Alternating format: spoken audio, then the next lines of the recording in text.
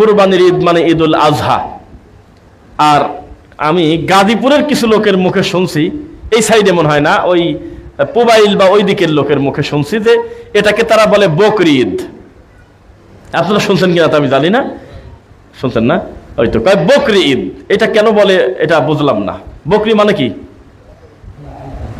বাকারা মানে যদি গাভী ধরে তো তাও এটা কি গাভীর ঈদ এটা বলা যায়? ঈদুল আজহা, ঈদুল ফিতর এইভাবে বলেন আপনি। তো তারা বলে যে বকরি ঈদ, এবং খুব ঠান্ডা মাথায় বলে, এটাকে খুব ইজি করে নিয়েছে। একজন একজনের কাছে গল্প করতেছে যে মেয়েটাকে বিয়ে দিছে, দোয়া করবেন। কবে? কয় বকরি ঈদের পরের দিন।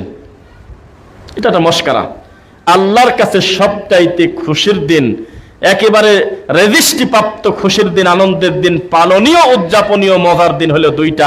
একটা হলো ঈদুল আজহা, আর একটা হলো ঈদুল ফিতর। কারণ নবী সাল্লাল্লাহু আলাইহি ওয়াসাল্লাম যখন মক্কা থেকে মদিনায় যায় তখন দেখে যে কত রং তামাশা, তার আর শেষ নাই। কত যে দিবস তারা পালন করে তার হিসাব নাই। বিভিন্ন মেলা উদযাপন করে, আশুরাকে এমন ভাবে পূজনীয় দিবস বানিয়ে নিয়েছে তারা, যা মজার বলার মতো কিছু নেই। তখন নবী সাল্লাল্লাহু আলাইহি ওয়াসাল্লাম বলল, সমস্ত দিন তোমরা আমাকে দিয়ে দাও, বিনিময়ে আমি তোমাদেরকে দুইটা দিন দিলাম, একটা হলো ঈদুল আজহা, একটা হলো ঈদুল ফিতর।